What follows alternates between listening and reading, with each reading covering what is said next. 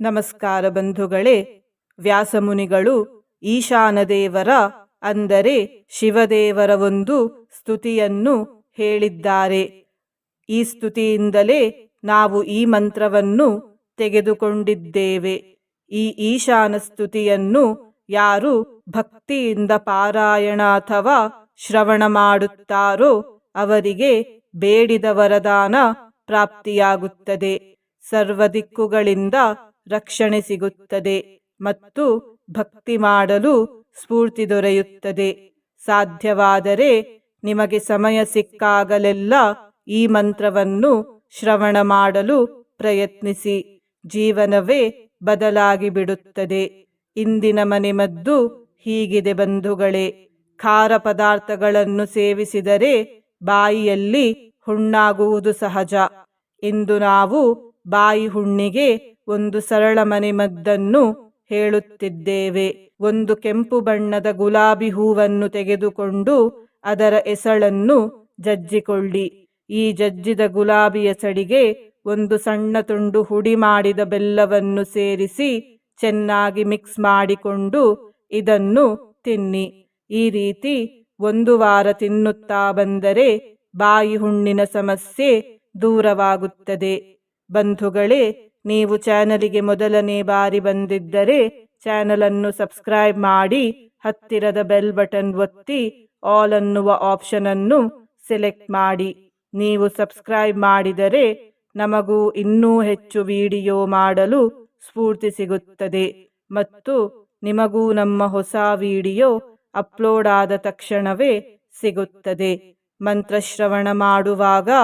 ನಮೋ ಶಂಕರ ಎಂದು ಕಮೆಂಟ್ ಮಾಡಿ ಬಂಧುಗಳೇ. ಮಂತ್ರ ಪಾರಾಯಣವನ್ನು ಶುರು ಮಾಡೋಣ. ಈಶಾನಂ ವರದಂ ಪಾರ್ಥದೃಷ್ಟಿವಾನಸಿ ಶಂಕರಂ ತಂ ಗಚ್ಚ ಶರಣಂ ದೇವಂ ವರದಂ ಭುವನೇಶ್ವರಂ. ಈಶಾನಂ ವರದಂ ಪಾರ್ಥದೃಷ್ಟಿವಾನಸಿ ಶಂಕರಂ ತಂ ಗಚ್ಚ ಶರಣಂ ದೇವಂ ವರದಂ ಭುವನೇಶ್ವರಂ. ಈಶಾನಂ ವರದಂ ಪಾರ್ಥದೃಷ್ಟಿವಾನಸಿ ಶಂಕರಂ ತಂ ಗಚ್ಚ ಶರಣಂ ದೇವಂ ವರದಂ ಭುವನೇಶ್ವರಂ. ಈಶಾನಂ ವರದಂ ಪಾರ್ಥದೃಷ್ಟಿವಾನಸಿ ಶಂಕರಂ ತಂ ಗಚ್ಚ ಶರಣಂ ದೇವಂ ವರದಂ ಭುವನೇಶ್ವರಂ. ಈಶಾನಂ ವರದಂ ಪಾರ್ಥದೃಷ್ಟಿವಾನಸಿ ಶಂಕರಂ ತಂ ಗಚ್ಚ ಶರಣಂ ದೇವಂ ವರದಂ ಭುವನೇಶ್ವರಂ. ಈಶಾನಂ ವರದಂ ಪಾರ್ಥದೃಷ್ಟಿವಾನಸಿ ಶಂಕರಂ ತಂ ಗಚ್ಚ ಶರಣಂ ದೇವಂ ವರದಂ ಭುವನೇಶ್ವರಂ. ಈಶಾನಂ ವರದಂ ಪಾರ್ಥದೃಷ್ಟಿವಾನಸಿ ಶಂಕರಂ ತಂ ಗಚ್ಚ ಶರಣಂ ದೇವಂ ವರದಂ ಭುವನೇಶ್ವರಂ. ಈಶಾನಂ ವರದಂ ಪಾರ್ಥದೃಷ್ಟಿವಾನಸಿ ಶಂಕರಂ ತಂ ಗಚ್ಚ ಶರಣಂ ದೇವಂ ವರದಂ ಭುವನೇಶ್ವರಂ. ಈಶಾನಂ ವರದಂ ಪಾರ್ಥದೃಷ್ಟಿವಾನಸಿ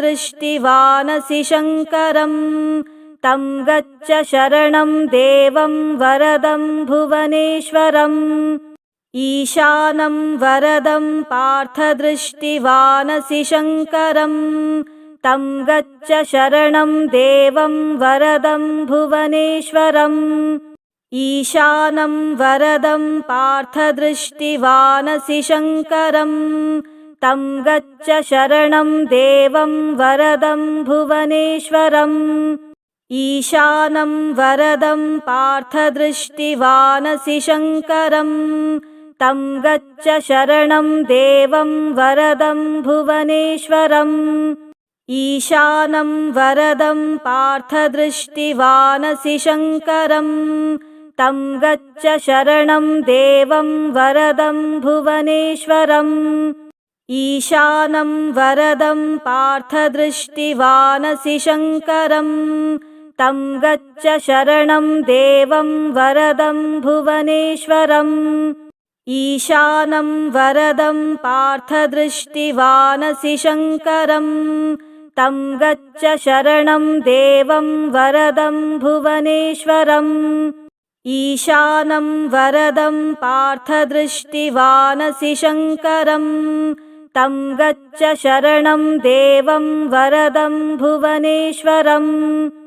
ईशानं वरदं पार्थदृष्टिवानसि शङ्करम् तं गच्छ शरणं देवं वरदं भुवनेश्वरम् ईशानं वरदं पार्थदृष्टिवानसि शङ्करम् तं गच्छ शरणं देवं वरदं भुवनेश्वरम् ईशानं वरदं पार्थदृष्टिवानसि शङ्करम्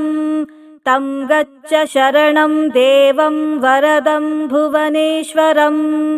ईशानं वरदं पार्थदृष्टिवानसि शङ्करम् तं गच्छ शरणं देवं वरदं भुवनेश्वरम् ईशानं वरदं पार्थदृष्टिवानसि शङ्करम् तं गच्छ शरणं देवं वरदं भुवनेश्वरम् ईशानं वरदं पार्थदृष्टिवानसि शङ्करम् तं गच्छ शरणं देवं वरदं भुवनेश्वरम् ईशानं वरदं पार्थदृष्टिवानसि शङ्करम् तं गच्छ शरणं देवं वरदं भुवनेश्वरम् ईशानं वरदं पार्थदृष्टिवानसि शङ्करम् तं गच्छ शरणं देवं वरदं भुवनेश्वरम् ईशानं वरदं पार्थदृष्टिवानसि शङ्करम् तं गच्छ शरणं देवं वरदं भुवनेश्वरम् ईशानं वरदं पार्थदृष्टिवानसि शङ्करम् तं गच्छ शरणं देवं वरदं भुवनेश्वरम् ईशानं वरदं पार्थदृष्टिवानसि शङ्करम् तं गच्छ शरणं देवं वरदं भुवनेश्वरम् ईशानं वरदं पार्थदृष्टिवानसि शङ्करम् तं गच्छ शरणं देवं वरदं भुवनेश्वरम् ईशानं वरदं पार्थदृष्टिवानसि शङ्करम् तं गच्छ शरणं देवं वरदं भुवनेश्वरम् ईशानं वरदं पार्थदृष्टिवानसि शङ्करम् तं गच्छ शरणं देवं वरदं भुवनेश्वरम् ईशानं वरदं पार्थदृष्टिवानसि शङ्करम् तं गच्छ शरणं देवं वरदं भुवनेश्वरम् ईशानं वरदं पार्थदृष्टिवानसि शङ्करम् तं गच्छ शरणं देवं वरदं भुवनेश्वरम् ईशानं वरदं पार्थदृष्टिवानसि शङ्करम् तं गच्छ शरणं देवं वरदं भुवनेश्वरम् ईशानं वरदं पार्थदृष्टिवानसि शङ्करम् तं गच्छ शरणं देवं वरदं भुवनेश्वरम् ईशानं वरदं पार्थदृष्टिवानसि शङ्करम् तं गच्छ शरणं देवं वरदं भुवनेश्वरम् ईशानं वरदं पार्थदृष्टिवानसि शङ्करम् तं गच्छ शरणं देवं वरदं भुवनेश्वरम् ईशानं वरदं पार्थदृष्टिवानसि शङ्करम् तं गच्छ शरणं देवं वरदं भुवनेश्वरम् ईशानं वरदं पार्थदृष्टिवानसि शङ्करम् तं गच्छ शरणं देवं वरदं भुवनेश्वरम् ईशानं वरदं पार्थदृष्टिवानसि शङ्करम् तं गच्छ शरणं देवं वरदं भुवनेश्वरम् ईशानं वरदं पार्थदृष्टिवानसि शङ्करम् तं गच्छ शरणं देवं वरदं भुवनेश्वरम् ईशानं वरदं पार्थदृष्टिवानसि शङ्करम् तं गच्छ शरणं देवं वरदं भुवनेश्वरम् ईशानं वरदं पार्थदृष्टिवानसि शङ्करम् तं गच्छ शरणं देवं वरदं भुवनेश्वरम् ईशानं वरदं पार्थदृष्टिवानसि शङ्करम् तं गच्छ शरणं देवं वरदं भुवनेश्वरम् ईशानं वरदं पार्थदृष्टिवानसि शङ्करम् तं गच्छ शरणं देवं वरदं भुवनेश्वरम् ईशानं वरदं पार्थदृष्टिवानसि शङ्करम् तं गच्छ शरणं देवं वरदं भुवनेश्वरम् ईशानं वरदं पार्थदृष्टिवानसि शङ्करम् तं गच्छ शरणं देवं वरदं भुवनेश्वरम् ईशानं वरदं पार्थदृष्टिवानसि शङ्करम् तं गच्छ शरणं देवं वरदं भुवनेश्वरम् ईशानं वरदं पार्थदृष्टिवानसि शङ्करम् तं गच्छ शरणं देवं वरदं भुवनेश्वरम् ईशानं वरदं पार्थदृष्टिवानसि शङ्करम्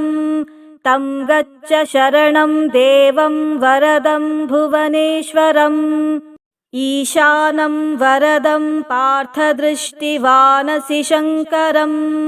तं गच्छ शरणं देवं वरदं भुवनेश्वरम् ईशानं वरदं पार्थदृष्टिवानसि शङ्करम् तं गच्छ शरणं देवं वरदं भुवनेश्वरम् ईशानं वरदं पार्थदृष्टिवानसि शङ्करम् तं गच्छ शरणं देवं वरदं भुवनेश्वरम् ईशानं वरदं पार्थदृष्टिवानसि शङ्करम् तं गच्छ शरणं देवं वरदं भुवनेश्वरम् ईशानं वरदं पार्थदृष्टिवानसि शङ्करम् तं गच्छ शरणं देवं वरदं भुवनेश्वरम् ईशानं वरदं पार्थदृष्टिवानसि शङ्करम् तं गच्छ शरणं देवं वरदं भुवनेश्वरम् ईशानं वरदं पार्थदृष्टिवानसि शङ्करम् तं गच्छ शरणं देवं वरदं भुवनेश्वरम् ईशानं वरदं पार्थदृष्टिवानसि शङ्करम् तं गच्छ शरणं देवं वरदं भुवनेश्वरम् ईशानं वरदं पार्थदृष्टिवानसि शङ्करम् तं गच्छ शरणं देवं वरदं भुवनेश्वरम् ईशानं वरदं पार्थदृष्टिवानसि शङ्करम् तं गच्छ शरणं देवं वरदं भुवनेश्वरम् ईशानं वरदं पार्थदृष्टिवानसि शङ्करम् तं गच्छ शरणं देवं वरदं भुवनेश्वरम् ईशानं वरदं पार्थदृष्टिवानसि शङ्करम् तं गच्छ शरणं देवं वरदं भुवनेश्वरम् ईशानं वरदं पार्थदृष्टिवानसि शङ्करम् तं गच्छ शरणं देवं वरदं भुवनेश्वरम् ईशानं वरदं पार्थदृष्टिवानसि शङ्करम् तं गच्छ शरणं देवं वरदं भुवनेश्वरम् ईशानं वरदं पार्थदृष्टिवानसि शङ्करम् तं गच्छ शरणं देवं वरदं भुवनेश्वरम् ईशानं वरदं पार्थदृष्टिवानसि शङ्करम् तं गच्छ शरणं देवं वरदं भुवनेश्वरम् ईशानं वरदं पार्थदृष्टिवानसि शङ्करम् तं गच्छ शरणं देवं वरदं भुवनेश्वरम् ईशानं वरदं पार्थदृष्टिवानसि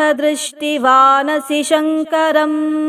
तं गच्छ शरणं देवं वरदं भुवनेश्वरम् ईशानं वरदं पार्थदृष्टिवानसि शङ्करम् तं गच्छ शरणं देवं वरदं भुवनेश्वरम् ईशानं वरदं पार्थदृष्टिवानसि शङ्करम् तं गच्छ शरणं देवं वरदं भुवनेश्वरम् ईशानं वरदं पार्थदृष्टिवानसि शङ्करम् तं गच्छ शरणं देवं वरदं भुवनेश्वरम् ईशानं वरदं पार्थदृष्टिवानसि शङ्करम् तं गच्छ शरणं देवं वरदं भुवनेश्वरम् ईशानं वरदं पार्थदृष्टिवानसि शङ्करम् तं गच्छ शरणं देवं वरदं भुवनेश्वरम् ईशानं वरदं पार्थदृष्टिवानसि शङ्करम् तं गच्छ शरणं देवं वरदं भुवनेश्वरम् ईशानं वरदं पार्थदृष्टिवानसि शङ्करम् तं गच्छ शरणं देवं वरदं भुवनेश्वरम् ईशानं वरदं पार्थदृष्टिवानसि शङ्करम् तं गच्छ शरणं देवं वरदं भुवनेश्वरम् ईशानं वरदं पार्थदृष्टिवानसि शङ्करम् तं गच्छ शरणं देवं वरदं भुवनेश्वरम् ईशानं वरदं पार्थदृष्टिवानसि शङ्करम् तं गच्छ शरणं देवं वरदं भुवनेश्वरम् ईशानं वरदं पार्थदृष्टिवानसि शङ्करम् तं गच्छ शरणं देवं वरदं भुवनेश्वरम् ईशानं वरदं पार्थदृष्टिवानसि शङ्करम् तं गच्छ शरणं देवं वरदं भुवनेश्वरम् ईशानं वरदं पार्थदृष्टिवानसि शङ्करम् तं गच्छ शरणं देवं वरदं भुवनेश्वरम् ईशानं वरदं पार्थदृष्टिवानसि शङ्करम् तं गच्छ शरणं देवं वरदं भुवनेश्वरम् ईशानं वरदं पार्थदृष्टिवानसि शङ्करम् तं गच्छ शरणं देवं वरदं भुवनेश्वरम् ईशानं वरदं पार्थदृष्टिवानसि शङ्करम् तं गच्छ शरणं देवं वरदं भुवनेश्वरम् ईशानं वरदं पार्थदृष्टिवानसि शङ्करम् तं गच्छ शरणं देवं वरदं भुवनेश्वरम् ईशानं वरदं पार्थदृष्टिवानसि शङ्करम् तं गच्छ शरणं देवं वरदं भुवनेश्वरम् ईशानं वरदं पार्थदृष्टिवानसि शङ्करम् तं गच्छ शरणं देवं वरदं भुवनेश्वरम् ईशानं वरदं पार्थदृष्टिवानसि शङ्करम् तं गच्छ शरणं देवं वरदं भुवनेश्वरम् ईशानं वरदं पार्थदृष्टिवानसि शङ्करम् तं गच्छ शरणं देवं वरदं भुवनेश्वरम् ईशानं वरदं पार्थदृष्टिवानसि शङ्करम् तं गच्छ शरणं देवं वरदं भुवनेश्वरम् ईशानं वरदं पार्थदृष्टिवानसि शङ्करम् तं गच्छ शरणं देवं वरदं भुवनेश्वरम् ईशानं वरदं पार्थदृष्टिवानसि शङ्करम् तं गच्छ शरणं देवं वरदं भुवनेश्वरम्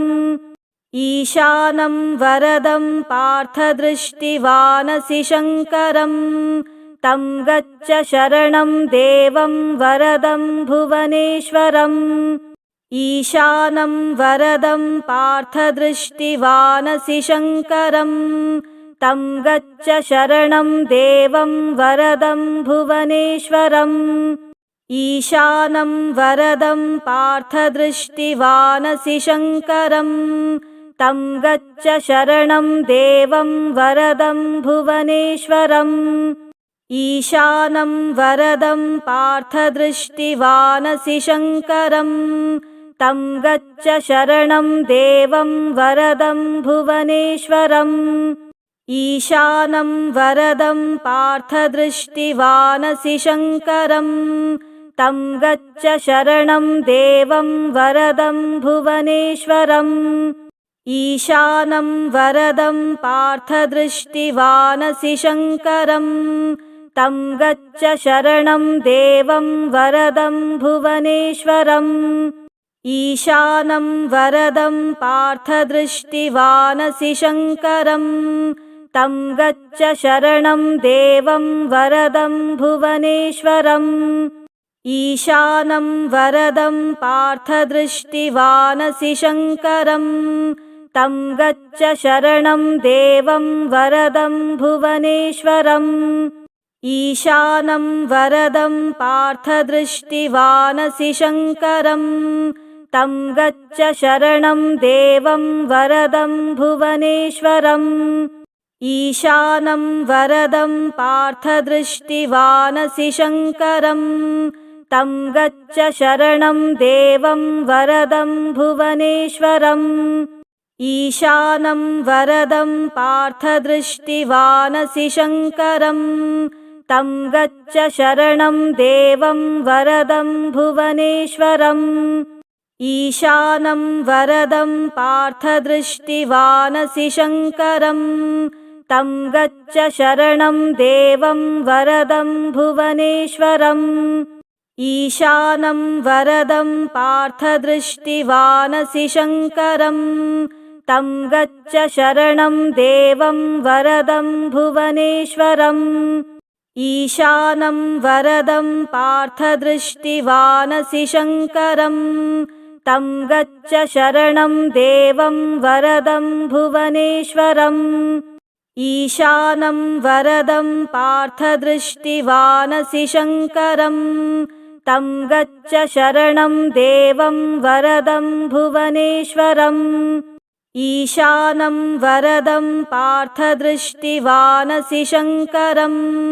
तं गच्छ शरणं देवं वरदं भुवनेश्वरम् ईशानं वरदं पार्थदृष्टिवानसि शङ्करम् तं गच्छ शरणं देवं वरदं भुवनेश्वरम्